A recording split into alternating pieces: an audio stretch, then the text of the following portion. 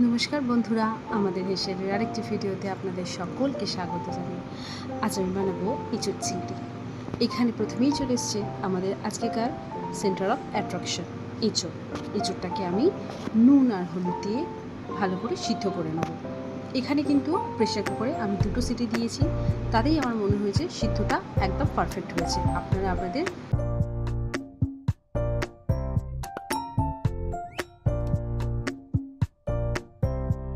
এই যে এখানে নুন আর হলুদ দিয়ে আলুগুলোকে ভেজে নেওয়া হয়েছে।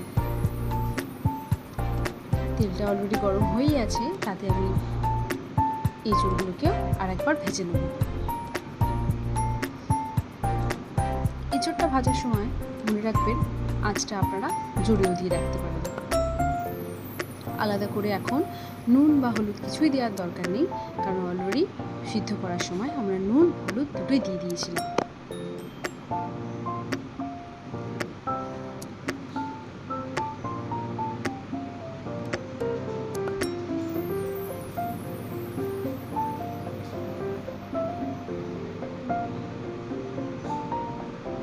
এঁচড়ো ভাজা কমপ্লিট।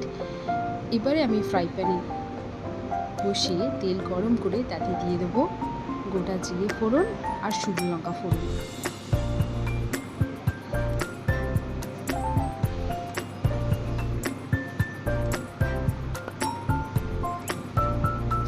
ফোড়ন থেকে ফ্লেভারটা বেরিয়ে এলেই দিয়ে দিতে হবে পেঁয়াজ কুচি।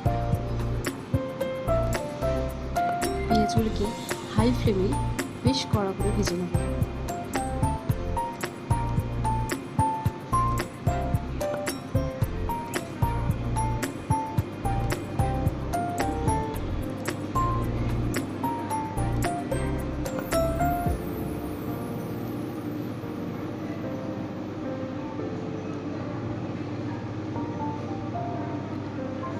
পেঁয়াজটা হালকা লালচে হয়ে এসছে, এবারে আমরা তাতে দিয়ে দিলাম পেঁয়াজ বাটা।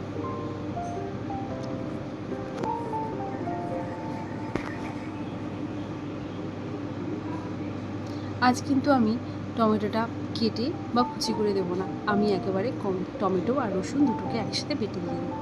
এই যে এখানে আমি দিয়ে দিলাম নুন,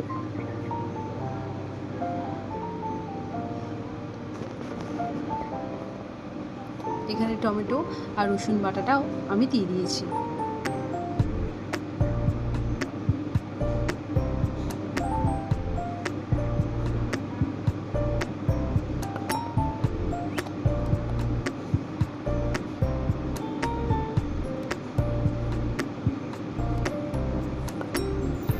এবার দিয়ে দিলাম পরিমাণ মতো হলুদ। মশলাটা এখানে হাই ফ্লেমে ভালো করে কষিয়ে নেব। মশলা থেকে তেল ছেড়ে এলেই দিয়ে দেবো ভেজে রাখা চিংড়ি আর আলু।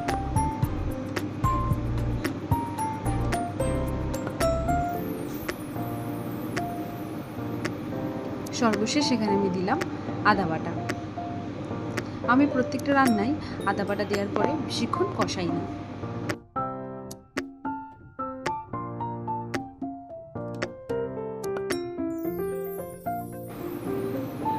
এবারে লো ফ্লেম রেখে মশলাটা ভালো করে কষিয়ে তাতে ভেজে রাখা এঁচড়গুলোকে দিয়ে দেবো।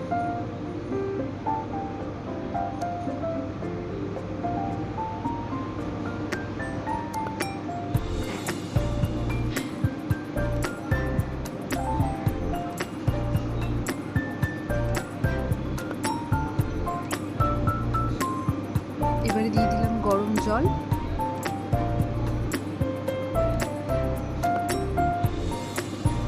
এখন মশলা দেওয়ার পালা। এখানে ওপর থেকে আমি সামান্য পরিমাণ হলুদ অ্যাড করেছি, দিয়ে দিয়েছি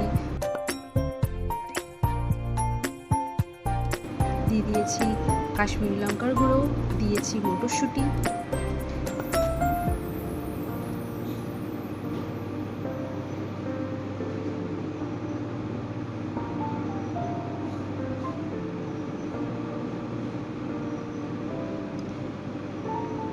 দিলাম গরম মশলা। এবারে আমি অ্যাড করলাম ধনে গুঁড়ো। এখানে আমি দিয়ে দিলাম ঘি,